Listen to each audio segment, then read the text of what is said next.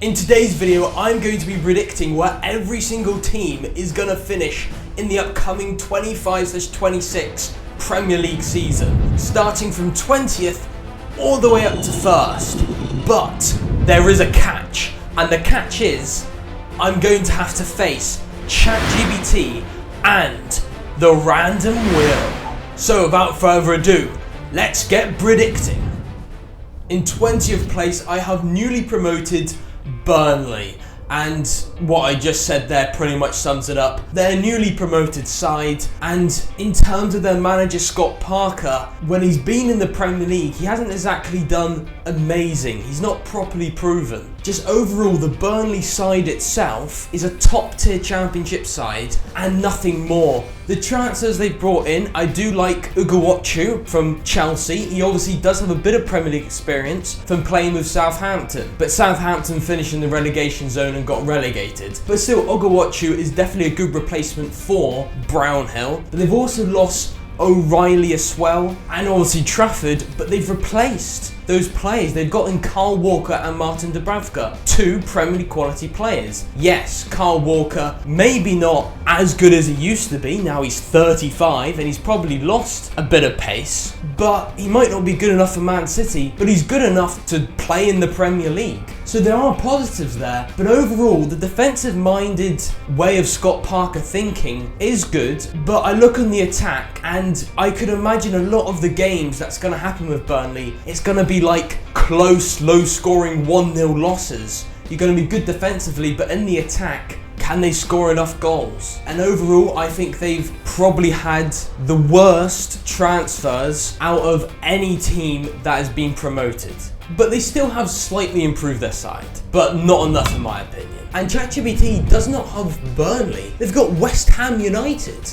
Wow, that's incredibly harsh. Unsettled under Graham Potter, key departures and instability put them in danger of relegation. I see where they come from, but 20th place, at least 18th they're going to get relegated. And the random will has eventually chosen Wolverhampton Wanderers. Could easily happen. In 19th position, I have the Buzzy Bees. Thomas Frank's gone as manager. That is huge. He's the main reason why Brentford stayed up all that time and why he managed to gel players that weren't valued high to work together, to perform really well, to perform a 10th place. And he's gone. Keith Andrews has come in, but we can all agree it's a big risk bringing him up to the managerial role because we don't know how he's going to perform, and he's probably not going to be as good as Thomas Frank because that's very hard to do, to be that good of a manager. And then Mbeumo is gone, and he scored over 20 goals for Brentford, and Wissa's going to go, so automatically that's another 19 goals gone. And to replace Wissa, Mbeumo and Thomas Frank is going to be very hard, especially the calibre of those three people, very hard to do. And even Christian Norgard, I thought he was an incredible captain. Losing your captain is never good. Jordan Henderson is good, and I even feel like at Ajax he wasn't too shabby, but he's 35 and he's not as good as he used to be, and really that's not gonna help with the Wissa and Mbeumo situation with them leaving. But they have brought in Millerbo, which he does look okay, but there's no way he's gonna be able to fill in for Mbeumo boots. And Kevin Schade is gonna be really good, and Thiago, we haven't really seen anything from Thiago because he's been injured in the striker role, and it just seems very weak. Overall, Damsgaard is good, but they've also lost Flecken, and they have brought in Kelleher, which I do think is a downgrade, but Kelleher is still a good Premier League quality keeper. Overall, each replacement so far seems like a downgrade. So I'm afraid Brentford, everything's showing you're gonna go down. ChatGPT has got Sunderland in 19th. Newly promoted, though active in the market. Which is true. Their resources and depth remain limited compared to established top flight sides. I do understand that, but I feel like they've made enough transfers in the market to actually stay up, especially above Burnley. And for 19th, Everton, the random will's chosen. I don't think that's gonna happen, but you never know. Over to 18th position, I have Wolverhampton Wanderers. Two Premier League teams to go down? Wowza. Their departures of Mateus Cunha, Nelson Semedo and Alt Nouri. Three regular starters for their team now gone. And have they replaced them? They have started to replace, and I don't think they've replaced those players well. And I feel like the business of Sunderland and Leeds United in their transfers, they've done way more, they've improved in their side, while Wolves have decreased in their side. I mean, Wolverhampton Wanderers last season, they finished 16th in the league table. Yes, they were miles away from the relegation zone in terms of points, but still, you were very close to relegation. I mean, Vitor Pereira did fantastic, but if you think about it, yes, they did do a really good job of having a late comeback, but the fact that you had to have a late comeback isn't really good signs. And after their winning streak, as soon as their first loss afterwards, they carried on losing and they never got back on that winning streak. And they didn't win in their last 4 Premier League games, and they lost 3 of the last 4. So looking at it, it doesn't fill me with confidence with all that said and done. But Wolverhampton Wanderers, you're definitely going to have a good chance, especially when you got Strand Larsen on a permanent. I mean, he's going to get you double-digit goals, but if he gets injured, you've got no one to come in for that striker position. And I do like the look of João Gomez, and do have loads of other talents. It's just slowly but surely, season by season, I think you've been getting worse and worse. ChatGPT does agree with me. Burnley should be in the relegation zone, but above Sunderland and West Ham, I don't know about that. Newly promoted teams often struggle. Burnley don't appear to have bolstered sufficiently to guarantee survival, Which is true. making them strong candidates for immediate relegation. I agree with that. I just don't understand why Burnley is above Sunderland and West Ham. Sorry Burnley, I feel very harsh doing you dirty like that. And 18th, the random will is gonna give Brentford to 18th. To be fair, the random will isn't exactly really off at the moment. I don't see a world where Sunderland and Leeds don't stay up. I am more confident than ever that Sunderland and Leeds will stay up. And that's why I've got Sunderland in 17th, because they have brought in 9 new players, and I kind of compare them to Nottingham Forest, when Nottingham Forest had a complete overhaul of their side and changed so much, and it worked under Steve Cooper. But Libri, he doesn't really have any Premier League experience. It's going to be kind of a mystery how he's going to do, but with the right side, with the right project, and with the owners recently taking charge of them a few years ago, ever since that point they started to turn things around. They've got the money to make the business, they've spent loads. Nottingham Forest proved this is a worthy tactic to stay in the Premier League, and that's exactly what Sunderland have done. Granit Xhaka, wow. To build a side around him is brilliant. Xhaka is definitely probably one of the main reasons why I've got them to stay up, because in my opinion, he's a world-class player which has sacrificed a lot for a new challenge, and evidently he believes in the project. And they've got a Dingra, they've got loads of other great players which have actually proved to be pretty decent in the top leagues, in foreign leagues. And that's similar to how Leeds are going. The reason why I don't have Sunderland above Leeds United is because I thought Leeds United's base squad coming up from the Championship was better than Sunderland. So Sunderland, it doesn't matter you've lost Joe Bellingham, you've got in loads and loads of players. I mean, goalkeeper was a concern, but they brought in this great Eredivisie youngster in goal, Robin Ruffs, which seems to have done very good in the Eredivisie. And they brought in Gueye up front. Gueye is only young, but he did score 6 goals with Chelsea in the Conference League. And he has been in and around a Chelsea football club. So, you know, he's got a bit of experience there. Look at Nottingham Forest and how their counter-attacking football really worked in the Premier League. I think it can work with Sunderland, their counter-attacking football. I am praising Sunderland a lot, and I'm actually a Newcastle fan. So that says how confident I really am with Sunderland. There is no biasness there. But it's still going to be an easy 6 points for Newcastle United. 17th, is it going to be Leeds? No, it's Fulham. That's really harsh. Historically inconsistent, lacking headline-grabbing signings this summer, survival will depend on stability, but the pressure could overwhelm. What's it on about pressure could overwhelm? It's on something else, but it is true they are lacking in headline-grabbing signings this summer, but come on, 17th. They haven't decreased at all, and no, just no. 17th place, and ooh, the random will has put Sunderland in 17th. Not too shabby predictions for a random will. And in 16th, another team I'm confident they're going to stay up is Leeds United. They brought in 7 transfers, one of them already being a Premier League quality player in Sean Longstaff. Yes, he didn't have a good season last season for Newcastle, but he's had better seasons and he's done pretty well. They brought in Anton Stack, which has already proved himself in pre-season. Leeds United are undefeated in pre-season, so that gives me even more confidence. They already have great talent in Willie Gnonto and Dan James, and can I say, Dan James already has Premier League experience, and he was phenomenal for Leeds United in the Championship. And if you think about it, Leeds aren't signing Championship players, they are signing decent tier players from top leagues in foreign leagues. They no longer have to rely on Elan Meslier, the hologram hands, as they now have Lucas Perry, which is a ginormous player in goal. Great to have a really tall goalkeeper, and that's what convinces me more Leeds are going to stay up. You need a really solid keeper, they've got that. They've signed centre backs, which have proven in top leagues as well. And there's one thing I do want to talk about, Daniel Farke, the manager. For some reason, I find this very wrong. When Leeds got promoted in first, Leeds United wanted Daniel Farke to be sacked. I mean, that's just wrong. You just finished first with 100 points after a summer which a lot of players left Leeds United at the start of the Championship season. So the fact that they lost loads of players, retained a really good side in the Championship, and Daniel Farke managed to get 100 points with Leeds United, my gosh, why sack him? He'd done a brilliant job.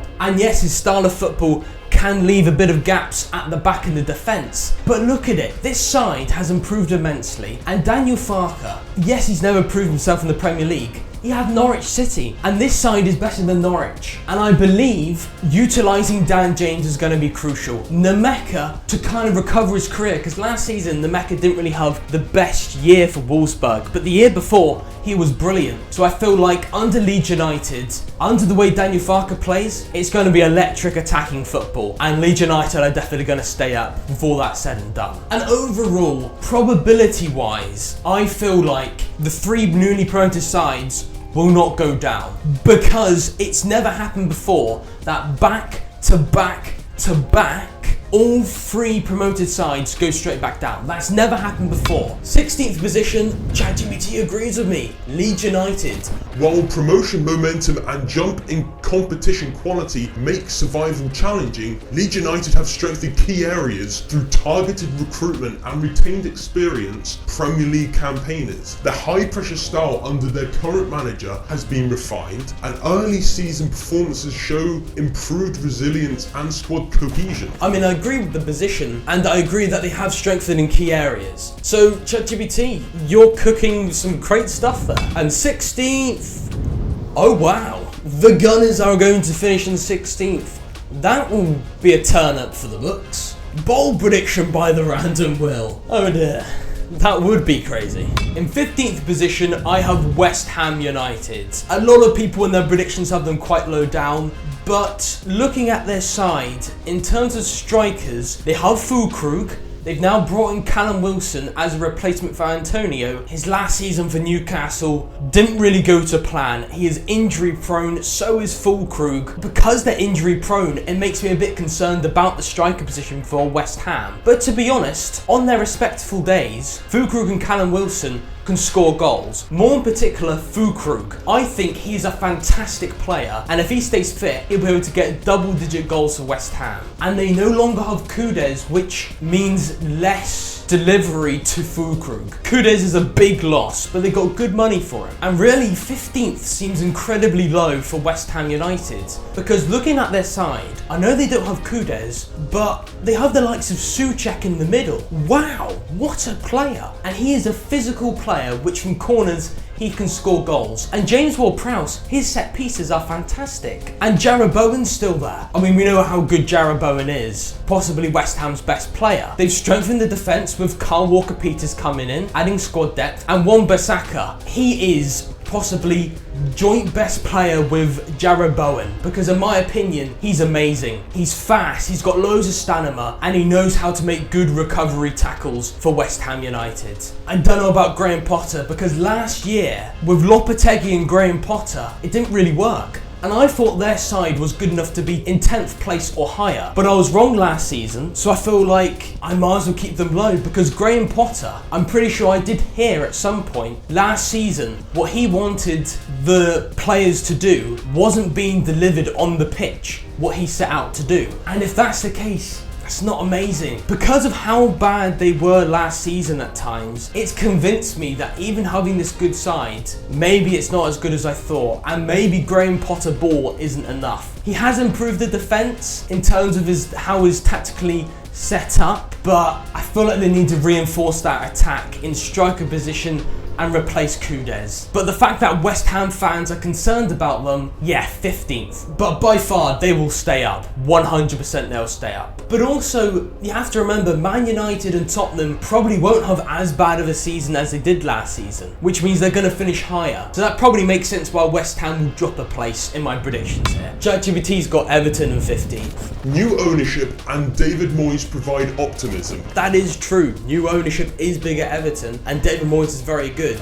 But rebuilding takes time. Mid-table safety looks more realistic than pushing higher. That doesn't make any sense in my eyes. I know rebuilding takes time, but they finished 13th last season. How can they get worse? ChatGPT, you've gone insane. In 15th, Random Will chooses Nottingham Forest. To be fair, some people I have seen put Nottingham Forest as low as 15th. So you never know, but that is very harsh. 14th position, I found this position really hard. All the teams are going to say between 14th and 11th, they can finish anywhere between there. Crystal Palace, I have them 14th. They've got Abrici Eze, really good. Mateta, really good. Wharton, pretty decent. Munoz in right back, I thought he was contesting for right back of the year last season. So he's really good. Mark Gay, if he can stay and doesn't go to Liverpool or someone, fantastic. Even Mitchell in left back is good. And Dean Henderson is a really good goalkeeper. So overall, their starting 11 looks like a starting 11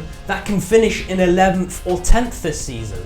But with European football, whether it's Conference League or Europa League, at the moment we don't know for some strange, weird reason. But either one, they're going to have to play 8 more games, which is going to increase injury chance. It's going to increase tiredness chance. And they're going to be travelling far, which is just never good to do. So I feel like because they're not used to that, they are going to fall down a couple of places. And as I said, Man United and Tottenham I think are going to make massive improvements, so them falling down as well. But they did win the Community Shield on top of the FA Cup, so that's another trophy, and to be fair, they did pretty well. But I haven't been incredibly impressed with their transfers. Crystal Palace minimum will finish 14th, and it'll be a good 14th. In 14th, ChatGPT has AFC Bournemouth. I understand obviously some big losses, but really they haven't changed all too much. It's only their goalkeepers and a couple of their defenders which has changed. Their attack has stayed the same. Typically safe and well managed, Bournemouth's limited ambition and resources may restrict their ability to challenge for higher positions. Well, I mean, typically safe and well managed is true. What do you mean Bournemouth's limited ambition? I don't know what it's talking about there. I think it's a bit low, a bit harsh, but some people probably agree with Bournemouth. 14th position, Tottenham Hotspur. Evidently, Random Will doesn't trust Tottenham Hotspur side. Then in 13th position, I've got the team that plays at Craven Cottage. Fulham. I don't care how I pronounce them. We all know what team they are. Fulham. Yeah, anyway. Fulham, they haven't done anything in the business. They've done nothing. They've kept their side the same. And I know a 2-place fall off seems odd if they practically kept their main players together. But the only reason for the fall off is because of how good Everton have been in the transfer window and how good they were last season in terms of their improvement with David Moyes. And I feel like Man United are going to have a big improvement, and I feel like Tottenham Hotspur is going to have a massive improvement as well. So that's why I'm putting Fulham down a bit, purely down to other teams actually improving while Fulham are staying the same. But again, they've got a fantastic side, and my favourite player at Fulham has to be Adama Traore because of his lightning quick pace, his strength. To have pace and so much physical strength in you, it's just kind of bonkers. ChatGPT's got Crystal Palace in 13th, so a bit higher than I did, and I could easily see them in 13th, as I already said. Consistent performances under Oliver Glanzer, Palace lacks the investment to push higher, but remains competitive in mid-table. To be fair, that makes sense. It didn't mention anything about European football,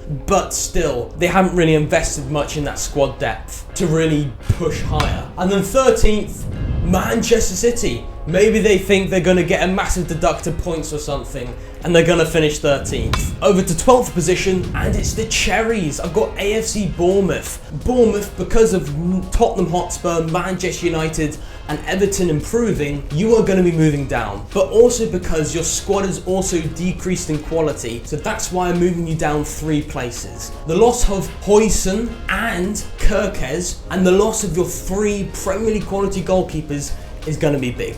Yes, you replace them with Ruffet, and you also got Petrovic, which are 2 players which definitely can play good in the Premier League. It's just, you haven't really replaced the centre-back position, and overall those replacements isn't as good as the players going out. But I'm sure Senesi and Sabani can work something out in that centre-back position. And I trust Iriola to at least maintain them in a mid-table spot. And you have to admit, they've still got a fantastic attack. That hasn't changed. Evanilson, Kluivert, Semenyo, ChatGPT's next one, Wolverhampton Wanderers in 12th. That seems like a really weird prediction. A solid tactical setup and experienced squad members positions Wolves for a stable mid-table finish, though without significant upward momentum. Is it just going to ignore the big elephant in the room that Cunha, Semedo and Aït-Nouri's gone, and that they've been getting progressively worse every single season? ChatGPT, you've had a howler, you make no sense of that prediction. But you never know, you could do a similar thing with Nottingham Forest, and you could randomly surprise us after being in a relegation battle the previous year. But I don't think so.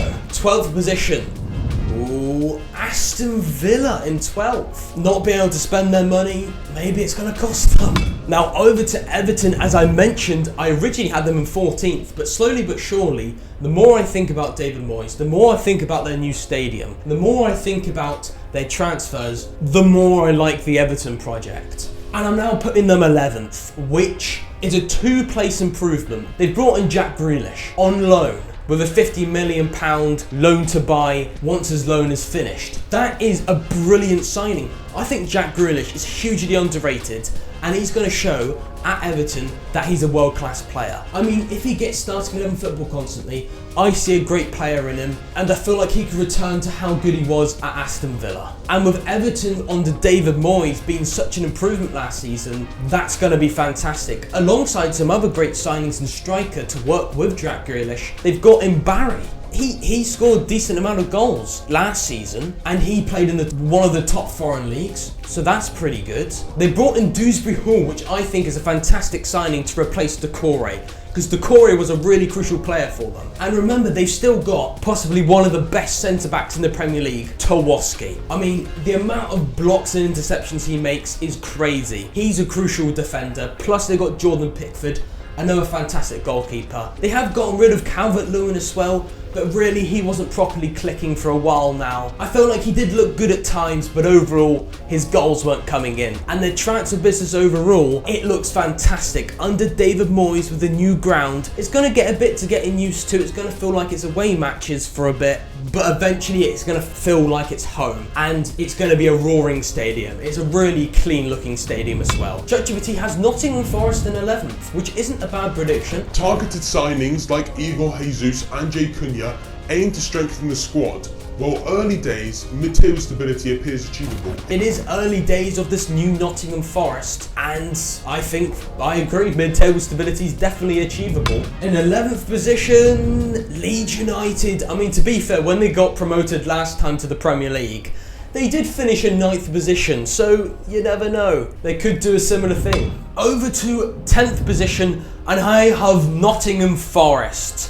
And yes, I am saying they're going to fall off by 3 places. And there's a number of factors why I'm going to say they're going to fall off by 3 places. Number 1, near the end of last season, they were kind of falling off from that 4th position and falling down the table. So that doesn't give me good hopes that they're going to be able to do it again. And I think they overachieved. So to do it again is going to be very hard. They've got European football, so they're going to be more tired, more increase of injury chance. And really, to try and do something like that again, to be consistent again and finish in a 7th place spot, they're going to have better squad depth. They have signed a few players, And they are decent players, don't get me wrong. They have gotten a replacement for Alanga in Dan Ndoi, and he seemed to have had a good year in Serie A. So they have replaced him, so I don't see them dropping off any lower than 10th or 11th really. I think they need to sign more if they want to perform higher and perform in the Europa League. So those are all the factors why. And also Tottenham, another reasoning is that they are back. They are properly back with Thomas Frank under charge. Oh, and keeping Morgan Gibbs-White is definitely going to give me confidence. You're going to be able to maintain top 10 football. And Nuno Espirito Santo, with that counter-attacking football, will definitely be able to keep Nottingham Forest in at least 10th. And in my opinion, he was probably the main reason, because of the style of football, that Nottingham Forest did so well. ChatGPT has Brentford in 10th. Post-Frank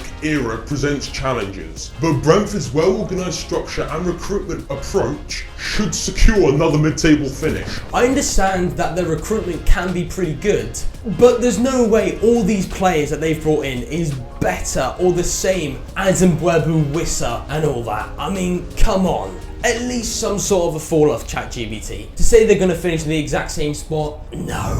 In 10th position, we have Brighton and Hove Albion. To be fair, Brighton could easily finish in 10th. In 9th position, I have Manchester United, and I think they are going to be fighting for Europe. Number one, they've got no European distractions whatsoever, so they can just focus on the Premier League. And in pre-season, they don't look half bad so far. Again, pre-season can't really tell you anything. But overall, the main talking point is the signings. They brought in Matheus Cunha, Brian Mbeumo, and Benjamin Sesko. All three of those players are top quality players. And you might think, Sesko, he's young. You probably wanted more of an experienced striker that can definitely get it done for Manchester United, because Man United have already made the mistake of going for someone young and upcoming like Xerxes, like Højlund. But in my opinion, Sesko is better than Xerxes and Højlund at the moment. And when Man United went in for Xerxes, he was worse in quality than Sesko is right now. So they're signing Sesko when he's had multiple consistently good years in the Bundesliga. Really annoying that Newcastle couldn't get him. That's two players Man United got instead of Newcastle.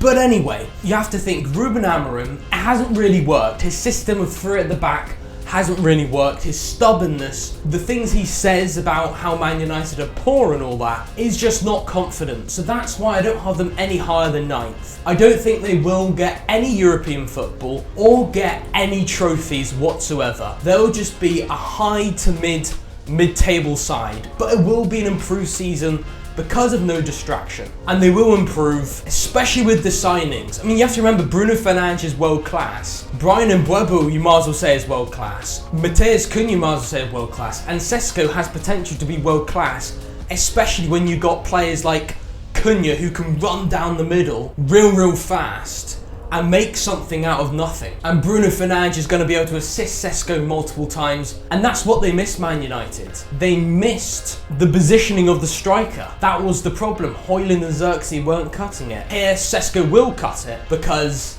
he's just better. So with all that said, they will improve, but 9th seems fair. ChatGPT has Brighton and Hove Albion in 9th position. Brighton continues its smart recruitment strategy, which is true. While European qualification remains a stretch, their efficient play style ensures a comfortable mid-table finish. Yeah, I think 9th place could easily happen. I've got them a bit higher because I feel like Man United should be lower than them, because I still feel like there's a lot of problems at Man United. But still, understandable. 9th position, Crystal Palace. You know what? It's not a terrible one. You never know, Crystal Palace does have a good side if they can maintain their squad and improve on it. In 8th position, I have Spuds. Spuds obviously has lost Heung-min Son, but respectfully, he's left the club in a much better fashion than someone like Isak. He's left the club nicely. He's had a great innings with Spuds. Bringing in Kudus, kind of already replaced Son. Kudus, yes, I don't think he had the best season last season, but he still was crucial at times, and overall, he's a rapid winger, which is a great replacement. And under Thomas Frank, we've seen what he can do. He can gel the most average relegation battle side like Brentford and turn it into something amazing. So that's why I've got them improving by 9 places up to 8th. And I feel like in the Champions League, they'll be able to get to maybe the round of 16 or quarterfinals, because it's not just Kudus. They've signed Pauhina.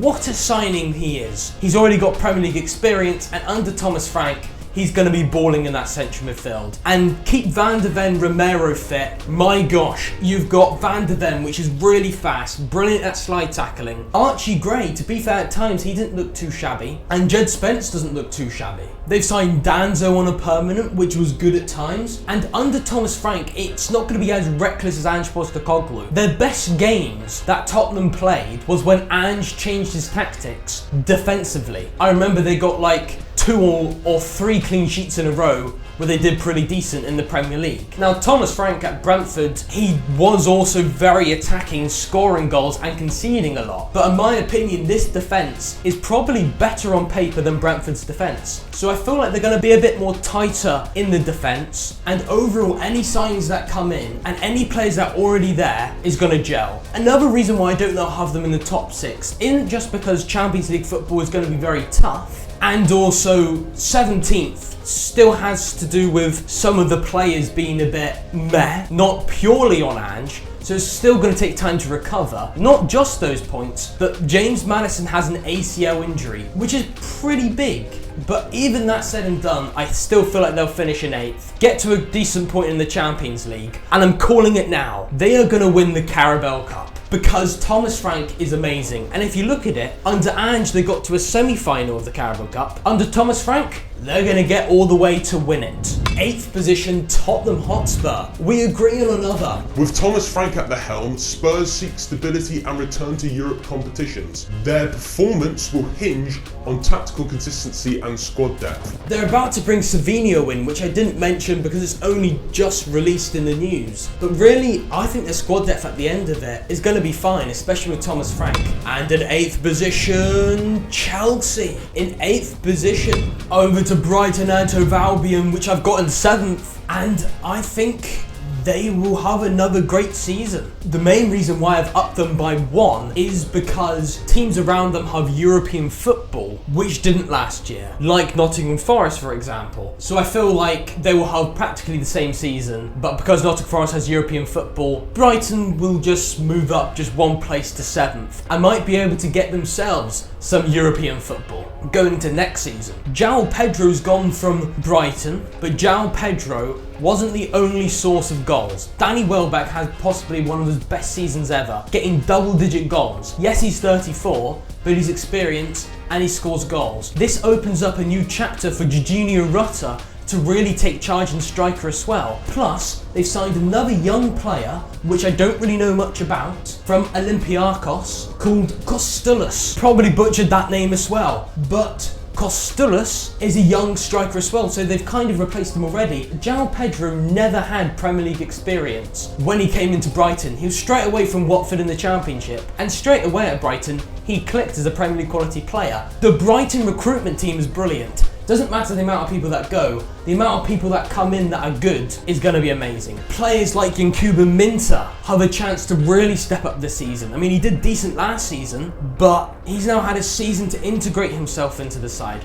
Jack Hinchelwood, I started to see some really good signs by him, and he started to perform really well near the end of the season. So if Belieber goes, they're going to get in a replacement, plus they have Jack Hinchelwood. I think the defence is probably my main concern, but they have brought in De Cupera in replacement for Estepinian, which is a huge loss. And De Cupera, I mean, I trust De Cupera to be a good player because Brighton signed him and he did good with Club Brugge. So I know it's gonna be hard to transition from Belgium to Premier League football, but think about it.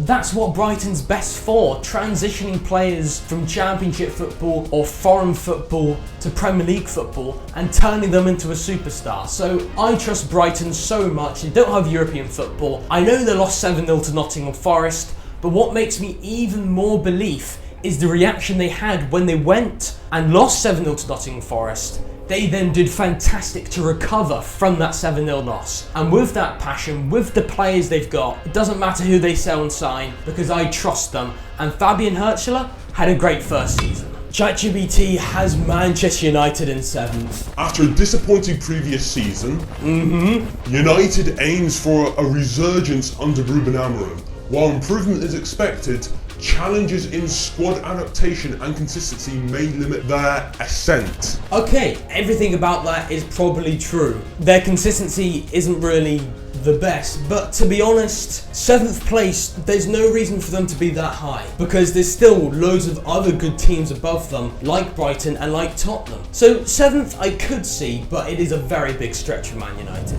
And in 7th position, Newcastle are still in it, even Burnley are still in it, and Liverpool. Wow. 6th position, I have Aston Villa, and I just think their squad overall is better than Brighton's side. And really looking at it, it's only really Asensio and Rashford returning from their loans, which played a crucial part last season. That is a big loss for them. They have kept hold of a lot of their players like Ollie Watkins, and they've actually signed another striker called Gousand from OGC Nice, playing in the top tier of French football. So they've spent there, they've also brought in a young centre-back as well. But really, the fact that they're holding on to a lot of their good players that literally maintain a fantastic side. So why can't they finish in 6th again? They've got Tielemans in the middle there. As long as he's there, putting the through balls into Ollie Watkins, Morgan Rogers, they're going to be balling. And you have to remember, Unai Emery is an amazing manager. They're one of the best. Nothing's changed, practically, so they can prove it again. 6th place makes a lot of sense for Aston Villa. 6th place, Newcastle United. ChatGPT, I couldn't agree more. Champions League participation has heightened expectations. While their ambition is evident, executive instability and potential key departures may hinder their progress. The key departures being Isak, that is true. Newcastle could finish anywhere between 7th and 5th. So 6th, I agree. And 6th position, West Ham United. Wowzer.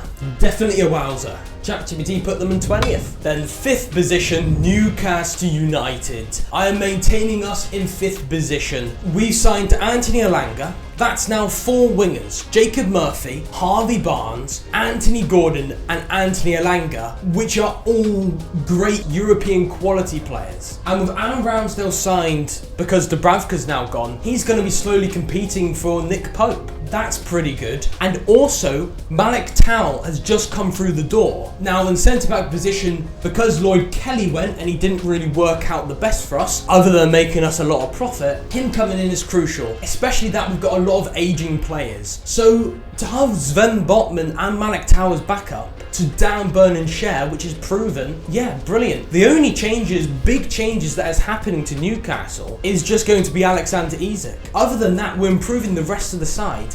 And really at the moment, it doesn't look like he's going. He's just going to be training solo forever, it looks like. And the way it's all done just seems a bit too toxic and everything. The way Isak's acting and everything. I don't know the full story, but all of that just seems a bit messy and a bit all over the place. So that's why I've been constantly flipping between Newcastle to finish 5th or 6th. Newcastle have Champions League football, so 5th is the highest Newcastle will finish. But looking at it, Newcastle will sign more players. Newcastle will be able to replace Isak with a bunch of players, maybe not the same calibre, but also improve the rest of the side. You have to remember, Newcastle United have world-class midfielders, Sandro Tonali and Bruno Guimaraes and Joe Linton. All 3 of them complement each other. Joe Linton, his physical presence is scary for teams. Sandro Tonali, he can defend, he can ping a long pass forward. And Bruno Guimaraes, he can do a bit of defending now and again, but mainly he can dribble past a couple of players,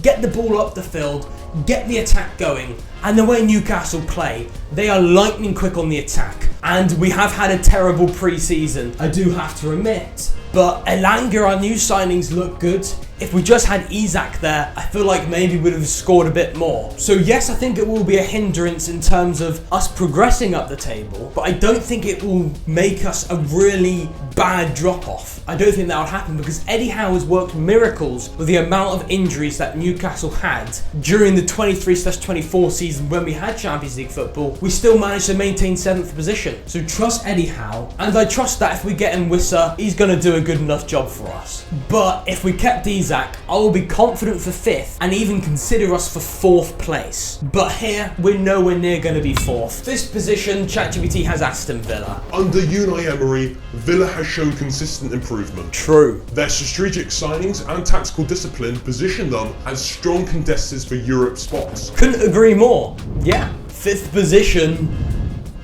And the round was delusional. Manchester United in 5th. Some people have actually put Manchester United in 5th. But it feels like a delusional prediction. Manchester City, I have in 4th position. And I think they've done fantastic in the business. Getting in out Nori. Rejoinders. Okay, I probably should learn how to pronounce these names going into my weekly predictions. Don't worry, I will. Just right now, I want to get this video out of the way and done with. Great central midfielder. Remember, De Bruyne's gone now. And yes, last season he wasn't really there because of injury and unfitness. And that's one of the reasons why they performed so badly. And without Kevin De Bruyne, with the way Man City were last season, I don't think they're going to have as good of a season as finishing in the top 2. Because I look at Liverpool, I look at Arsenal, I look at Chelsea. I think their transfer business has made their side much better than their previous sides. So I feel like there's now more competition for the title. So Man City, despite making all these signings, Rodri returning after he was injured all last season, despite all that, the other teams above have done so good.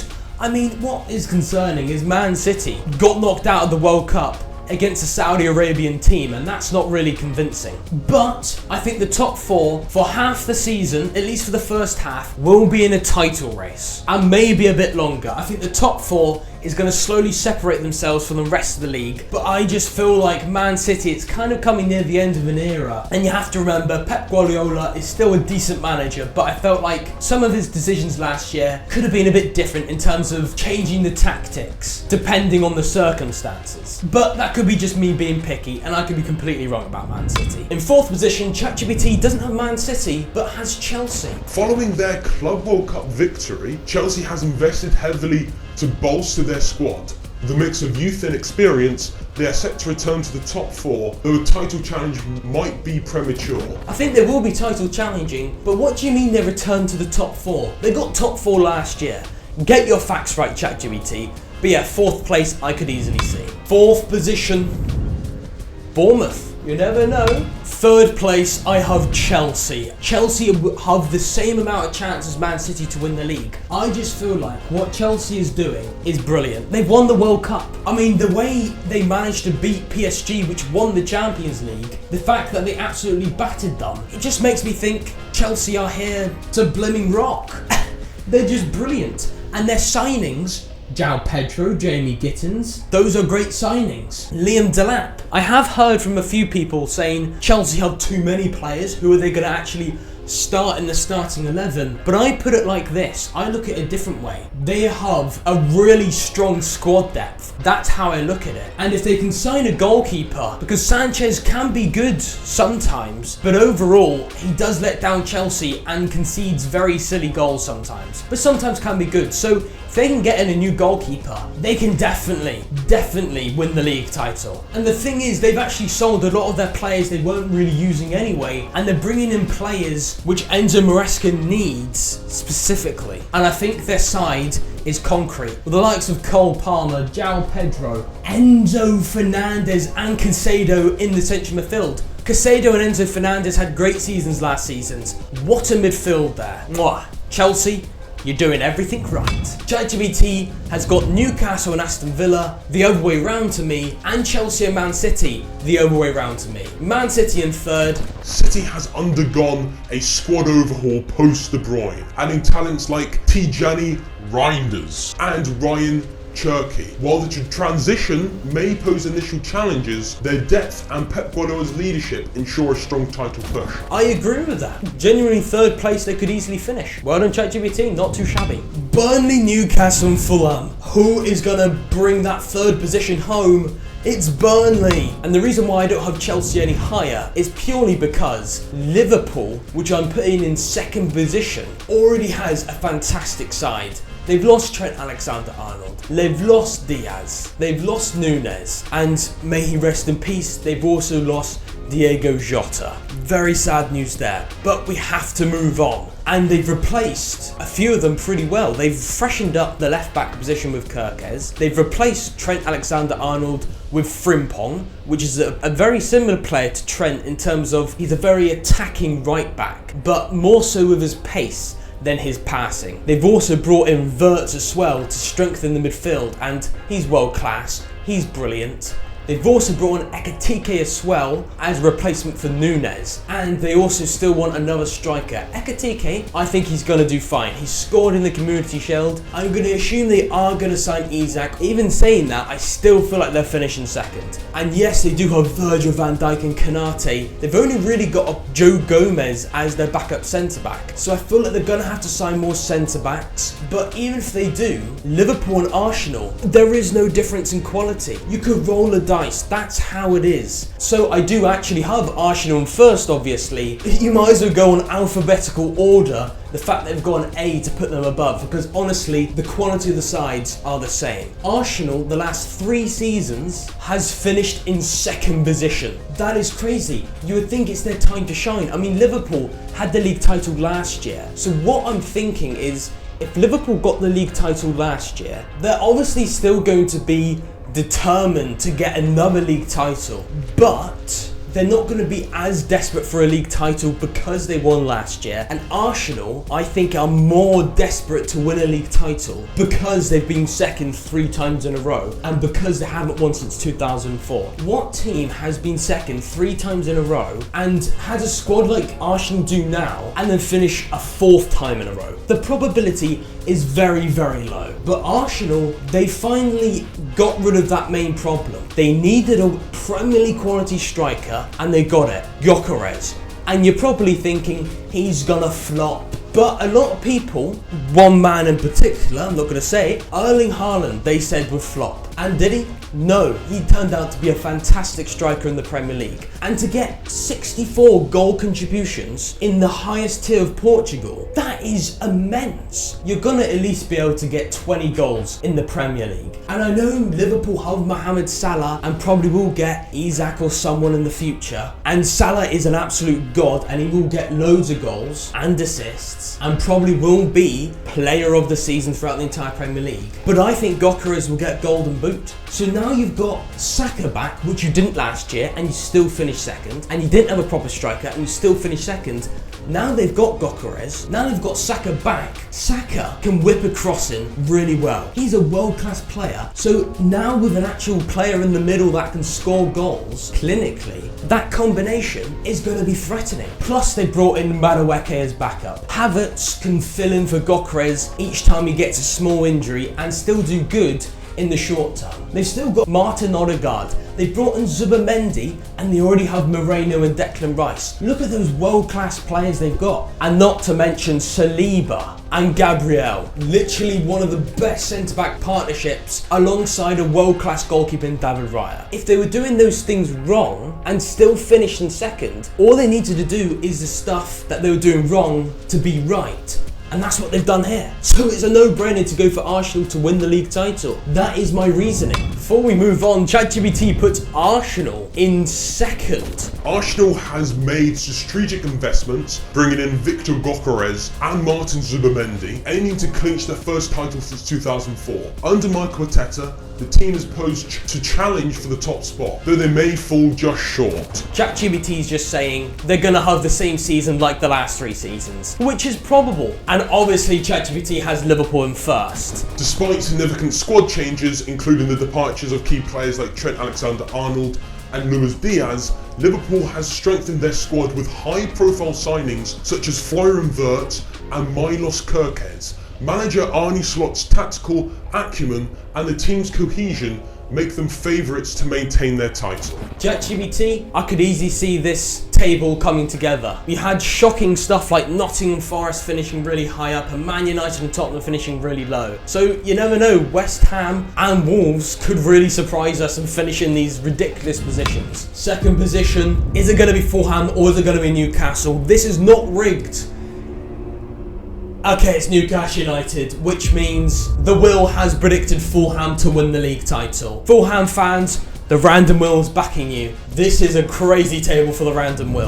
There's all three of the Premier League tables from me, ChatGPT, and the Random Will. I mean, Fulham winning the league title for the Random Will. You never know, we saw Nottingham Forest do really well. Maybe Fulham's going to be a dark horse. But let me know what you think of all of our predictions. Hopefully you like this video, and hopefully you have a fantastic day, and I'll see you next time in my week 1 predictions. Toodaloo!